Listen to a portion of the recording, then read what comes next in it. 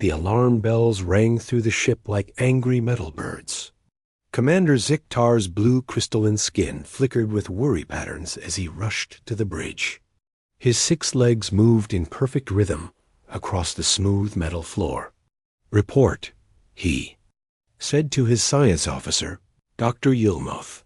The peaceful Vishan looked up from her station, with all 4 of her golden eyes wide with concern. "Unknown vessel detected, Commander.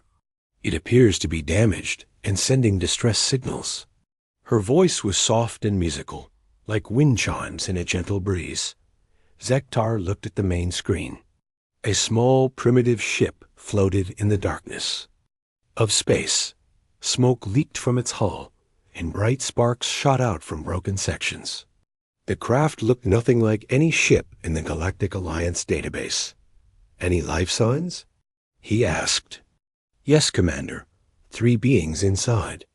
Their biology is unknown to us. They appear to be carbon-based, but their brain patterns are strange." Dr. Yilmoth's tentacles danced over her controls. "Life support is failing. They have maybe 2 hours before their air runs out." Zektar felt his stomach twist. The standard first contact procedures were clear. When meeting a new species, you must watch them for months, study their behavior, learn their culture. Never make direct contact until the Galactic Council approved it. But these beings were dying. "Commander," said Lieutenant Packwell from the communications station. The young officer's green skin had turned pale. "The distress signal is getting weaker. I think their power is failing, too." Zektar closed his eyes and made a decision that would change everything. "Prepare the rescue bay. We're bringing them aboard." "Sir, that's against protocol," Dr. Yilmoth said quietly. "Protocol doesn't account for letting intelligent beings die when we can save them." Zektar's voice was firm. "Begin rescue operations." The alien ship was pulled into the rescue bay with gentle tractor beams. The 3 beings inside were unconscious but alive. The rescue team, wearing full protective suits, carefully moved them to the medical bay. Dr. Yilmoth worked quickly to analyze their biology. "Fascinating," she whispered. "They're bipedal, like the Corians, but their muscle density is much higher. Their bones are incredibly strong. And their brains ... She paused, studying the readings. "Their brains never stop working. Even unconscious, they're processing information at incredible speeds." The beings were male and female, though it took some time to figure out which was which. The medical team discovered that the species had only 2 genders, unlike most galactic species that had 3 or more. One male appeared to be their leader. He was tall, with short brown hair and scars on his hands that spoke of a hard life. The medical scanner showed old injuries throughout his body, broken bones that had healed, cuts that had mended, and burn marks from some kind of energy weapon. Female was smaller, but her brain activity was even more intense than the male's. She had long dark hair, and her body showed signs of scientific work, chemical burns on her fingers, and radiation exposure that had been treated. The second male was younger and more heavily muscled. His body was covered in scars, and his hands were calloused from working with tools and weapons. Even unconscious, his muscles stayed tense, ready for action. What kind of species lives through so much violence? Dr. Yilmoth wondered aloud. Hours passed before the beings woke up. The leader opened his eyes first, immediately scanning the room without moving his head. His eyes took in every detail, the exits, the equipment, the positions of the medical staff. "Where are we?" he asked in a calm voice. His language was completely unknown, but the universal translator quickly worked out the meaning. "You are safe," Dr. Yilmoth said in her gentlest voice.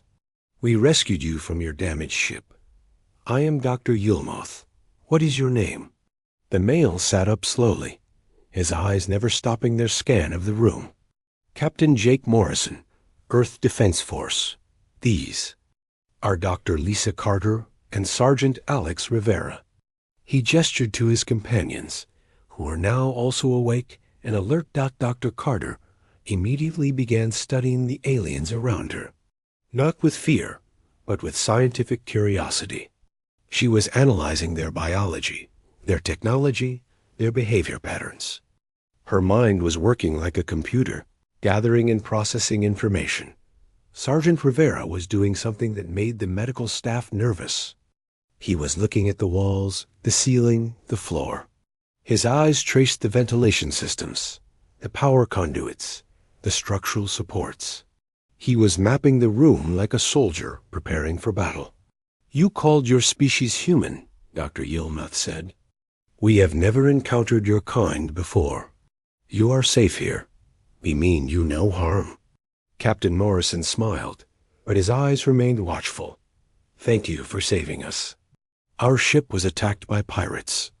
We barely escaped." He paused. "Could you show us the layout of your ship? For safety reasons, of course." Dr. Yilmuth felt a chill run through her tentacles. Most species, when rescued by clearly superior beings, showed gratitude, fear, or worship.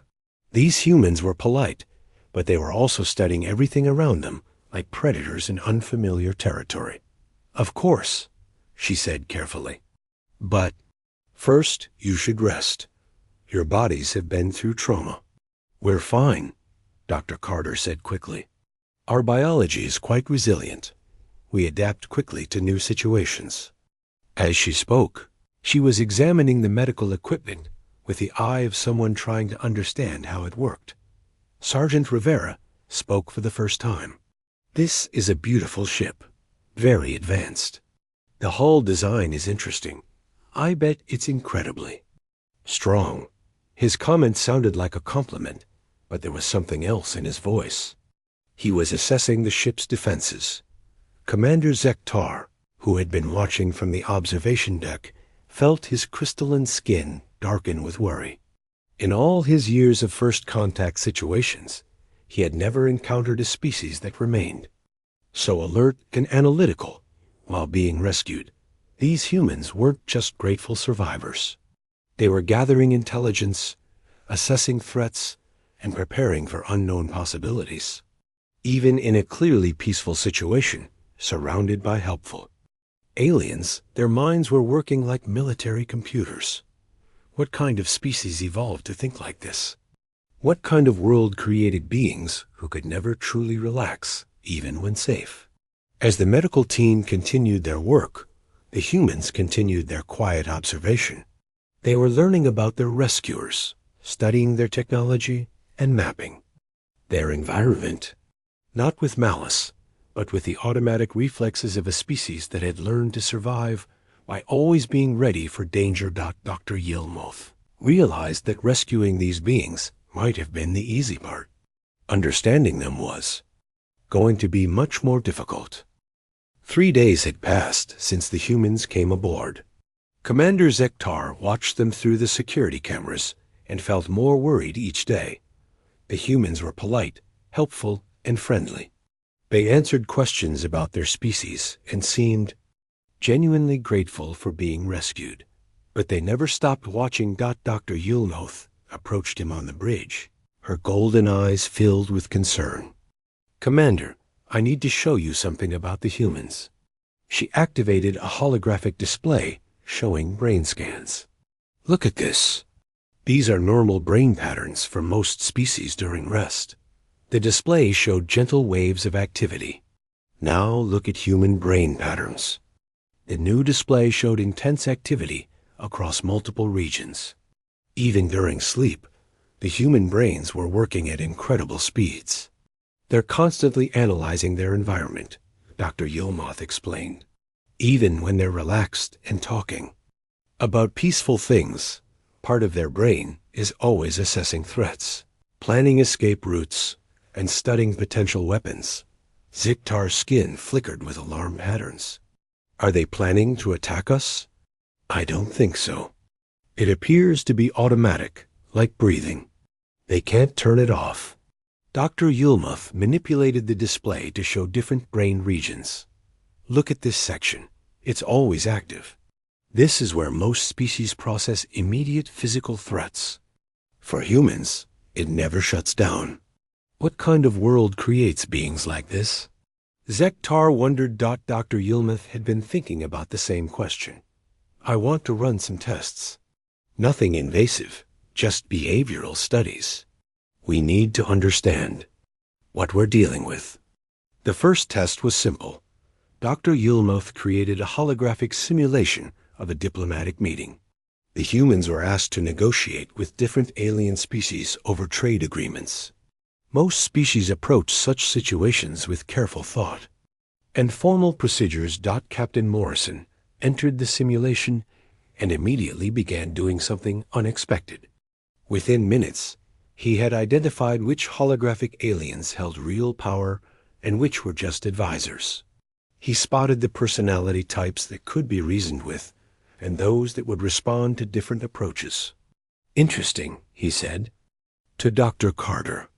The tall blue one is the decision maker, but he's influenced by the small green one. The red ones are military. See how they position themselves near the exits? Dr. Carter nodded. The green one shows signs of scientific training. If we present logical arguments about mutual benefit, she'll support us. The military ones will respect directness. Sergeant Rivera was doing something that made the observers nervous. He was mapping the room, identifying cover positions, and noting that the decorative plants could be used as improvised weapons if necessary. The humans didn't just negotiate, they dominated the simulation.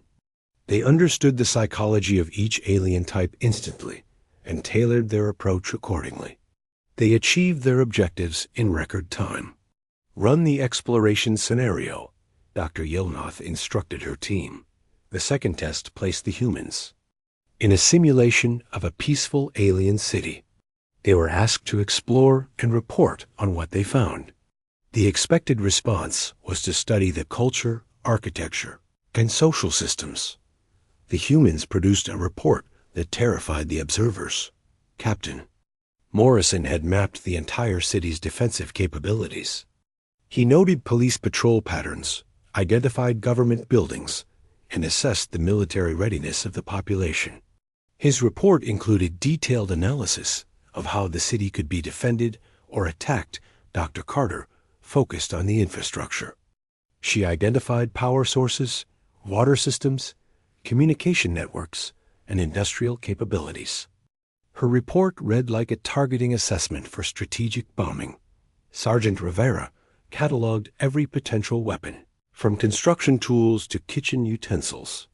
He noted weak points in building structures, optimal positions for snipers, and civilian evacuation routes. They turned a cultural exploration into a military intelligence gathering operation. Dr. Yulmuth whispered to Commander Zektar, and they did it automatically, without any training or preparation. The third test was the most disturbing.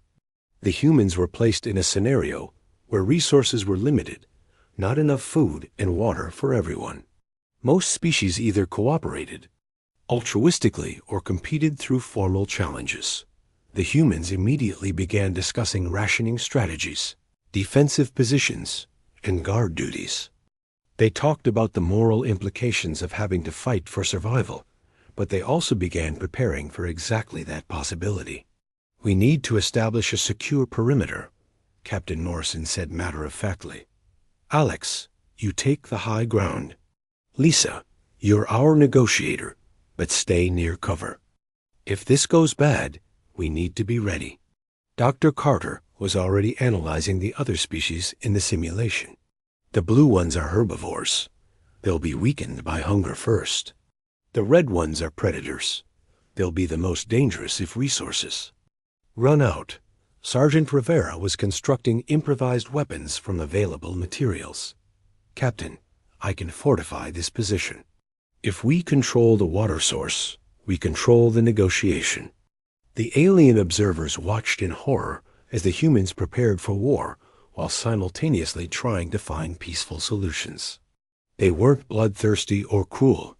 They were simply ready for any possibility. Dr. Yilmoth called an emergency meeting with the senior staff. I've never seen anything like this. They don't just think about combat when threatened.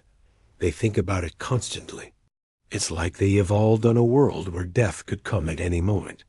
Are they a warrior species? Asked Lieutenant Pockwell. That's what I thought at first, Dr. Yilmoth replied. But look at their behavior more carefully. They're not aggressive. They're protective. Watch how they position themselves. She showed security footage of the humans in the ship's common areas. In every situation, they positioned themselves to protect each other and the alien crew members. When walking through corridors, they naturally took positions that would allow them to defend others. They're not thinking like predators, Dr. Yilmoth realized. They're thinking like guardians. Their constant threat assessment isn't about attacking, it's about protecting. Commander Zektar felt his understanding shift. They're not evaluating how to hurt us. They're evaluating how to keep everyone safe. Exactly. But their definition of keeping everyone safe includes being ready to fight anything that threatens the group. They've evolved to be protectors, but that means they're always prepared for violence. The implications were staggering. Most species developed intelligence to avoid conflict. Humans had developed intelligence to win conflicts in order to protect others. Commander, Dr. Yilmoth said quietly, I need to contact the Galactic Council. We need guidance on how to handle this. What will you tell them? That we've encountered a species that thinks like warriors, but acts like protectors. They're the most dangerous beings we've ever met, but they might also be the most valuable allies we could have. That evening, Captain Morrison approached Dr. Yilmoth in the laboratory. Doctor, I know you've been studying us. I wanted to thank you for your patience. Thank me?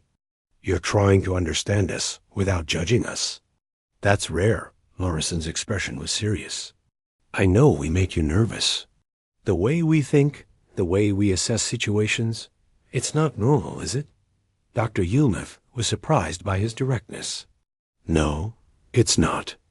Your species processes threats differently than any we've encountered. Morrison nodded. We come from a dangerous world. We had to learn to survive, and that meant always being ready. But Doctor, we're not violent by choice. We're violent by necessity, and only when we have to be. I'm beginning to understand that. Good, because we're going to need friends out here. The galaxy is bigger than we imagined, and if there are pirates attacking ships, there are probably worse things too. Morrison's eyes held a familiar intensity. We'd like to help keep everyone safe. Dr. Yilmoth realized that the humans weren't just asking for acceptance. They were offering their protection to species they barely knew. Their warrior instincts weren't a threat. They were a gift.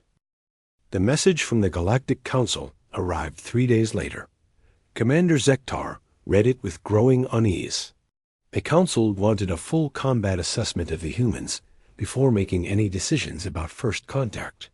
They want us to test their fighting abilities? Dr. Yilmoth asked, her tentacles writhing with anxiety. The Council is concerned. They've reviewed our reports and decided that humans represent a potential threat to galactic peace. Zektar's crystalline skin darkened. They want to know exactly what humanity is capable of in combat. The testing would take place in the Nexus Arena, the most advanced combat simulation facility in the galaxy. It had been used to evaluate thousands of species over the centuries. The system could create any environment, any opponent, and any scenario. Captain Morrison, Dr. Carter, and Sergeant Rivera were briefed on the situation. They listened calmly as Dr. Yilmoth explained that the Galactic Council needed to understand human combat capabilities. Will this determine whether our species is accepted? Morrison asked. Partially, yes, Dr. Yilmoth admitted. Morrison looked at his companions. Then we'll do our best to show them who we really are. The Nexus Arena was a massive sphere, filled with holographic projectors and force field generators. It could simulate any environment perfectly, from jungle planets to asteroid fields. The weapons provided were standard Alliance training gear, energy rifles, force shields, and basic armor. The first test was simple. The humans faced 10 holographic opponents in a basic combat scenario. Most species took careful positions, used cover effectively, and fought with disciplined tactics. The humans did something different. Within seconds of the test beginning, Sergeant Rivera had disassembled his energy rifle and was rebuilding it into something else. His hands moved with incredible speed, turning the standard weapon into a heavy assault rifle with twice the power. How did he do that? Gasped the observation team. Dr. Carter was using her scientific knowledge in ways the designers never intended. She had analyzed the holographic opponents and found weaknesses in their programming. She was exploiting glitches to predict their movements. Captain Morrison was coordinating their efforts with hand signals and tactical positioning that the observers could barely follow. He wasn't just fighting. He was conducting a symphony of destruction. The 10 opponents were defeated in under 3 minutes. Increase the difficulty, ordered the council representative through the communication system. The second test involved 20 opponents with better weapons and armor. The humans adapted instantly. They used the environment as a weapon, turning training props into improvised explosives. They fought with a creativity that stunned the observers. Sergeant Rivera created a trap using force field generators and debris. Dr. Carter used her understanding of physics to ricochet energy blasts around corners. Captain Morrison led coordinated attacks that seemed to come from everywhere at once. The 20 opponents fell in 5 minutes. "This is unprecedented," whispered the council representative. "Most species struggle with 10 opponents. Increase to 50. The third test was designed to be overwhelming. 50 opponents, advanced weapons, environmental hazards, and limited ammunition. The observers expected to see the humans finally overwhelmed and defeated. Instead, something remarkable happened. The humans began to enjoy themselves. Their stress indicators didn't spike. They stabilized. Their coordination improved. They started taking creative risks and pulling off impossible maneuvers. They were thriving under pressure that would break most species. "Look at their brain patterns," Dr. Yilmoth said in amazement. "They're not panicking. They're entering some kind of enhanced state." Captain Morrison was moving like a ghost, appearing and disappearing behind cover. His accuracy was perfect, his timing flawless. He was fighting with the skill of someone who had done this 1,000 times before. Dr. Carter had turned the battlefield into a chess game. She was manipulating the opponent's movements, herding them into kill zones, and predicting their actions 3 steps ahead. Sergeant Rivera was everywhere at once, laying traps, creating diversions, and providing covering fire. His improvised weapons were more effective than the standard gear. The 50 opponents were defeated in 12 minutes. "Impossible," breathed the council representative. "No species has ever achieved these results." Increased to maximum difficulty. The final test was mathematically designed to be unwinnable. 100 opponents, superior weapons, environmental hazards, and a time limit. It was meant to push the humans to their absolute limits. The humans treated it like a puzzle to solve, worked together with perfect coordination as if they shared a single mind.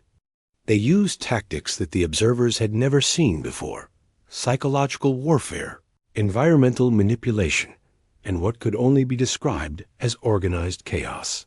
Captain Morrison led charges that should have been suicidal, but somehow succeeded. Dr. Carter turned the arena's own systems against the opponents. Sergeant Rivera created weapons. That shouldn't have been possible with available materials. But the most disturbing part wasn't their effectiveness. It was their attitude. "They're enjoying this," Dr. Yulmuth observed with horror.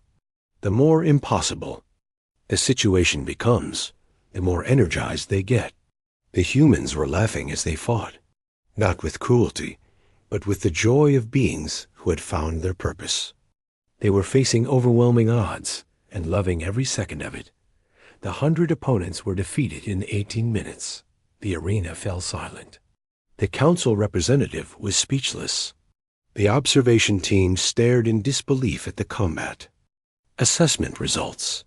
Terminate the test, the council representative finally said. We've seen enough. The humans emerged from the arena, breathing hard but exhilarated.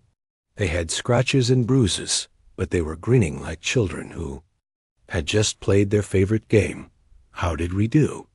Captain Morrison asked. Dr. Yulmuth couldn't find words. How do you tell someone that they just rewrote the laws of combat effectiveness? How do you explain that they had achieved the impossible? You did well, she managed to say. The emergency council session lasted for hours.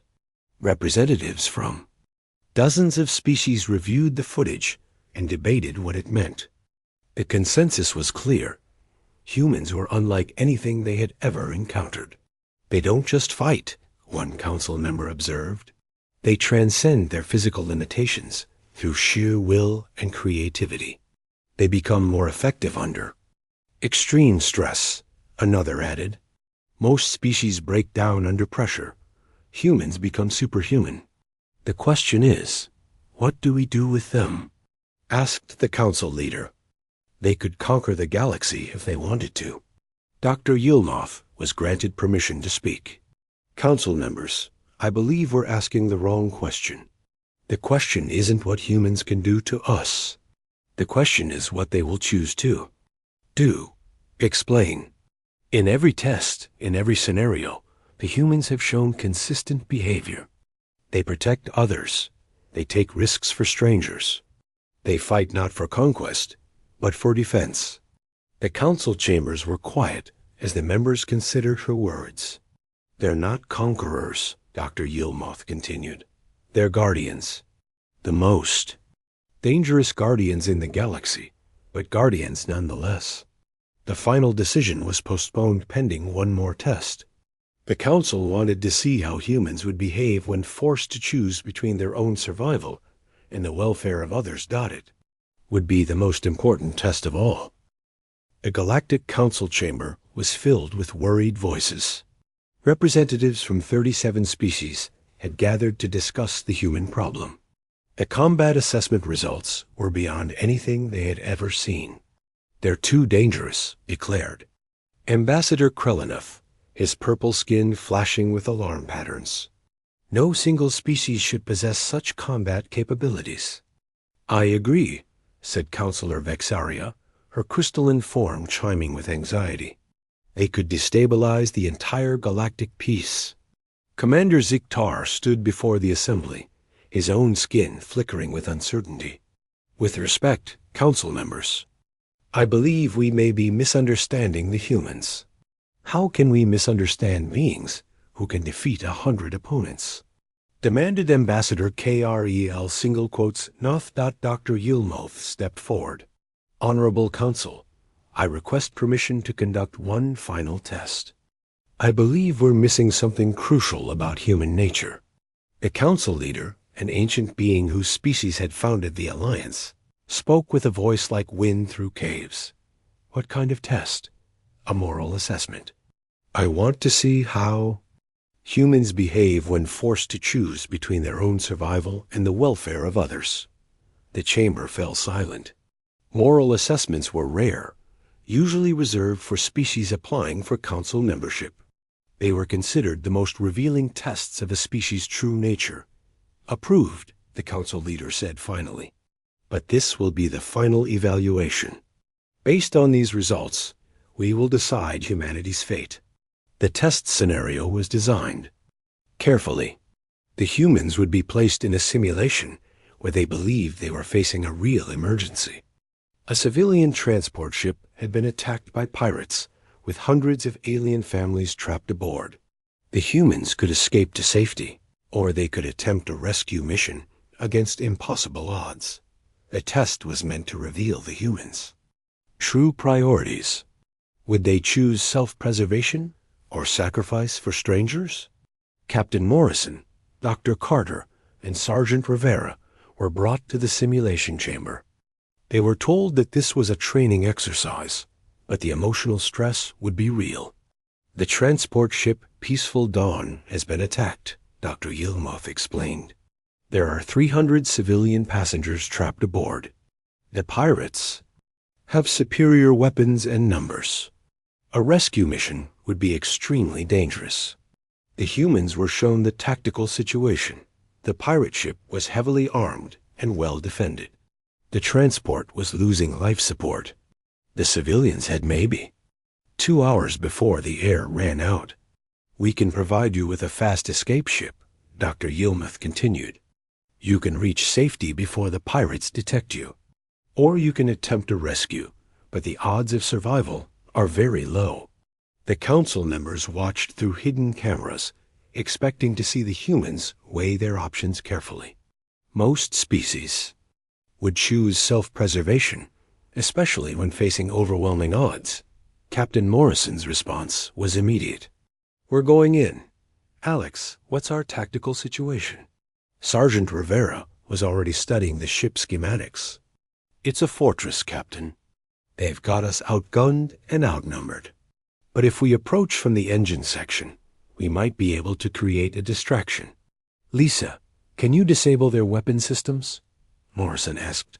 Dr. Carter nodded. If I can get to their central computer, I can overload their power grid. But I'll need to be inside the ship to do it. The council members watched in stunned silence as the humans began planning a rescue mission that was essentially suicide. There was no hesitation, no debate about whether they should risk their lives for strangers. This is impossible, whispered Ambassador Krullenith. They're planning to sacrifice themselves for beings they've never met. The rescue mission began. The humans approached the pirate ship with the same tactical brilliance they had shown in combat assessment. But now they were fighting for others, not themselves. Captain Morrison led a frontal assault that was designed to draw attention away from his teammates. He fought with incredible skill, but he was taking terrible risks to keep the pirates focused on him. Dr. Carter infiltrated the ship's systems, using her scientific knowledge to disable the pirates' weapons. She was working in the most dangerous part of the ship, where she could be killed at any moment. Sergeant Rivera was holding off superior forces at the docking bay, buying time for the civilian evacuation. He was outnumbered 10-1, but he fought with the desperation of someone protecting his own family. The council members watched in amazement as the humans executed a flawless rescue operation. They fought with the same intensity they had shown in the combat assessment, but now they were fighting for others. Look at their stress indicators, Dr. Yilmoth observed. They're not afraid for themselves. They're afraid they might fail to save the civilians.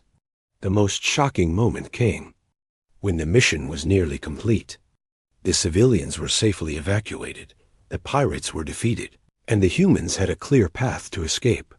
Captain Morrison had the opportunity to leave with his team. The mission was successful, and continuing to fight served no tactical purpose. Instead, he chose to stay behind to ensure that every single civilian reached safety. Captain, we need to go. Sergeant Rivera called over the communication system. Negative. There are still people in the lower decks. I'm not leaving anyone behind. Doctor. Carter's voice crackled through the static. Jake, the ship's power core is unstable. If you don't get out now, you'll be trapped. Then you too get out. That's an order. The council members watched in disbelief as Captain Morrison deliberately chose to risk his life for civilians who were already safe. He wasn't making a tactical decision. He was making a moral one. He's going to die for people he doesn't even know. Ambassador Krullenith whispered, but the humans surprised everyone again. Dr. Carter and Sergeant Rivera refused to abandon their captain.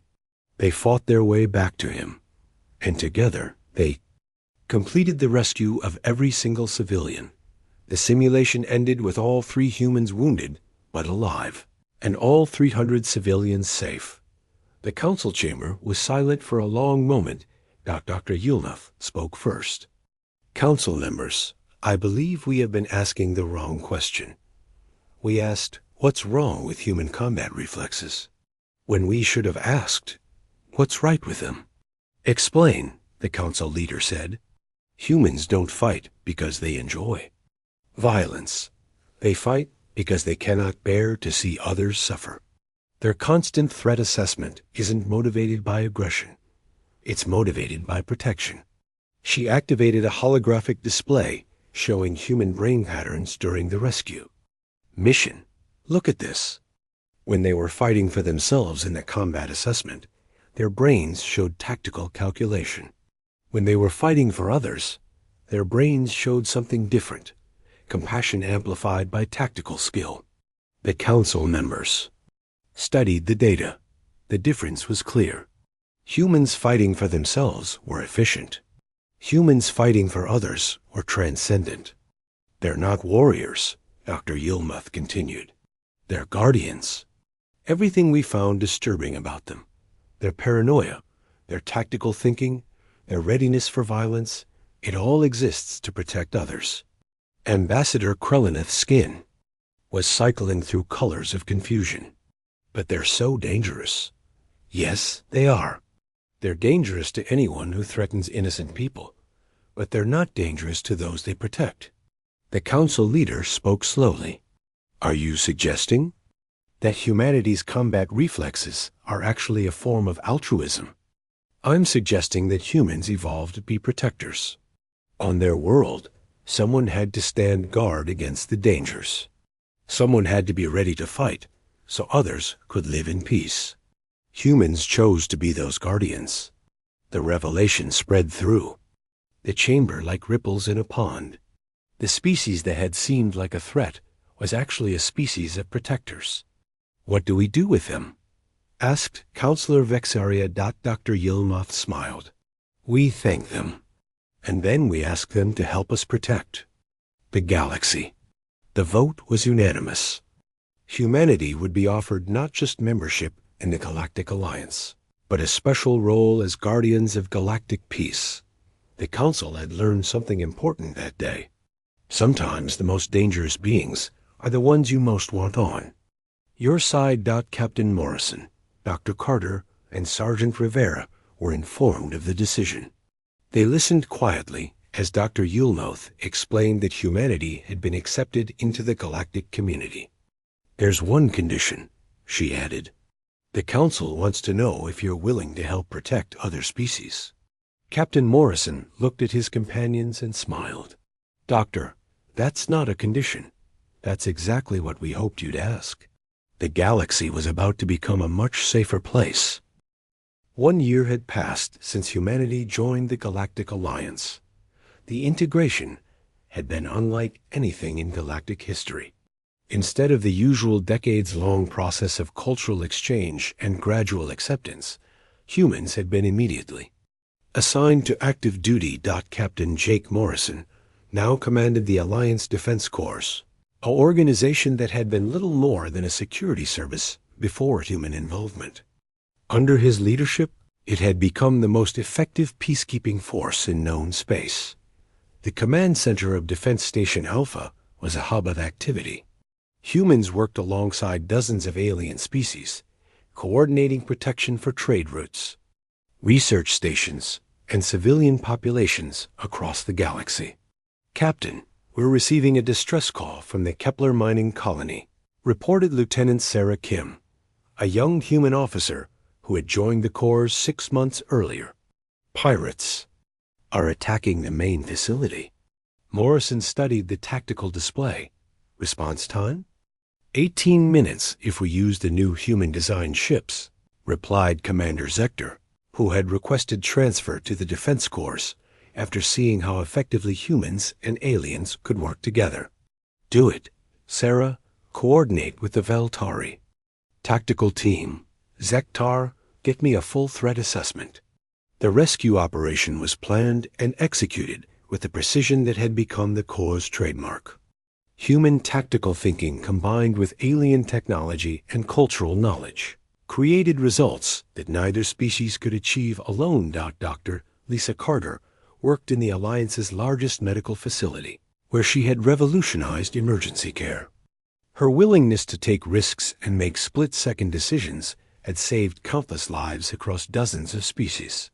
"Doctor, we have multiple casualties incoming from the mining colony," announced Dr. Yilmoth, who had become Carter's closest collaborator. Plasma burns, radiation exposure, and structural crush injuries. Carter's mind immediately shifted into combat medic mode. "Prep the trauma bays.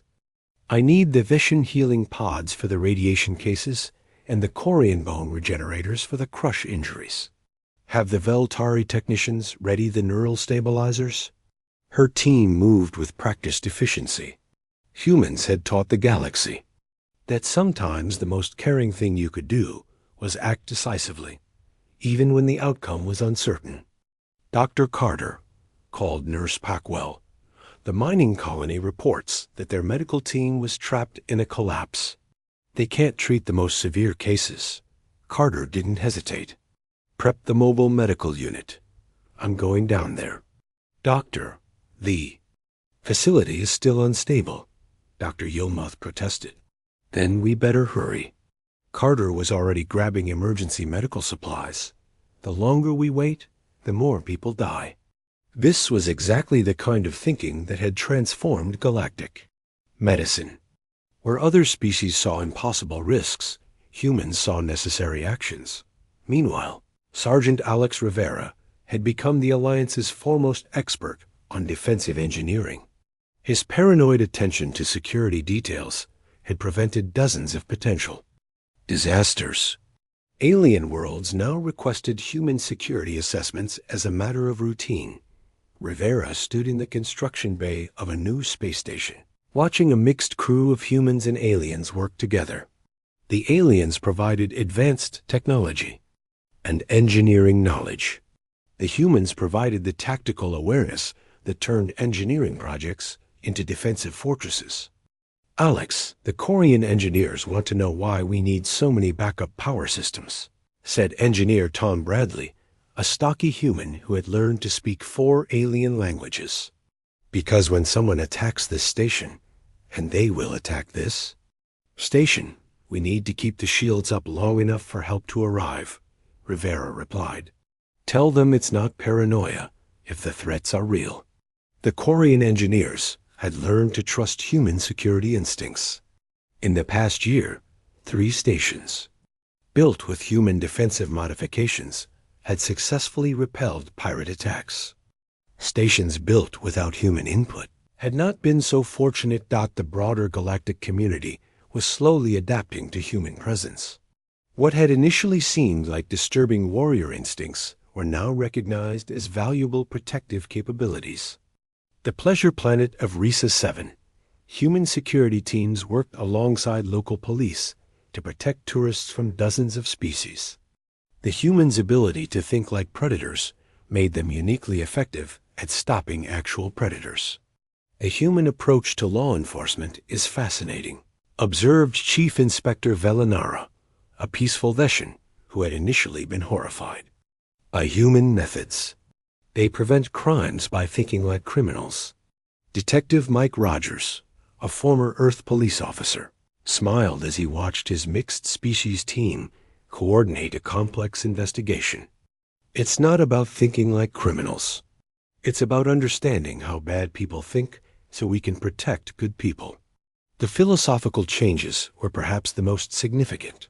The Galactic Alliance had always prided itself on peaceful coexistence and conflict avoidance. Humans had introduced a new concept, peace through strength.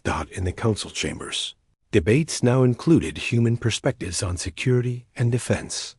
The galaxy was learning that sometimes the most peaceful solution was to be so prepared for violence that no one dared to start it. The human concept of deterrent force has reduced piracy by 60%, reported the Alliance's Chief of Security. Criminal organizations are avoiding systems with human-protected installations. Ambassador Krulleneth, who had once feared human combat capabilities, now served as liaison to the Defense Corps. It appears that the most effective way to prevent war is to be very good at fighting it. The cultural exchange was working both ways. Human children were being raised in galactic schools alongside alien children, learning languages, customs, and perspectives from across the galaxy. In a classroom on Alliance Central, young Kate Sullivan worked on a group project with her Veltari, Veshan, and Korean classmates. The human children showed the same protective instincts as their parents, but directed toward their alien friends. "Kate, why do you always sit where you can see the door?" asked Zillineth, a young Veltari whose crystalline skin sparkled with curiosity. "My dad taught me to always know where the exits are," Kate replied matter-of-factly. "It's so I can keep everyone safe if something bad happens." The alien children had stopped finding this strange. They had learned that human protective instincts extended to anyone the humans cared about. Teacher Yilseth, Dr. Yilmoth's cousin, watched the interaction with interest. Human children were teaching their alien classmates to be more aware of their surroundings, while alien children were teaching humans about cooperation and patience. The integration had produced unexpected benefits. Mixed human-alien teams were proving more effective than either species alone. Human tactical thinking combined with alien technology and wisdom created solutions that neither could achieve independently. The newest class of Alliance Defense Corps graduates reflected this. Cooperation. Young humans and aliens trained together, learned from each other, and formed bonds that would shape the future of galactic civilization. Lieutenant Kate Sullivan, now 25 and fresh from the academy, stood before her first mixed species unit. Half the team was human, half alien, all dedicated to protecting those who couldn't protect themselves. "Our mission is simple," she told her team. "We keep the peace by being ready for war. We protect the innocent by understanding the guilty. We serve the galaxy by never forgetting that freedom requires guardians." The alien members of her team nodded in understanding. They had learned that human combat reflexes weren't a flaw to be corrected, but a strength to be appreciated. In the command center, Captain Morrison watched the new graduates with pride. The question that had once worried the galaxy, "What's wrong with human combat reflexes?" had been answered definitively. Nothing was wrong with them. They were exactly what the galaxy needed. Dr. Yilmeth joined him at the observation window. "Do you ever regret leaving your homeworld?" Morrison considered the question. "Earth will always be home. But this is where we're needed. This is where we can make a difference. And you're satisfied with being guardians rather than explorers? Or scientists?" Morrison smiled.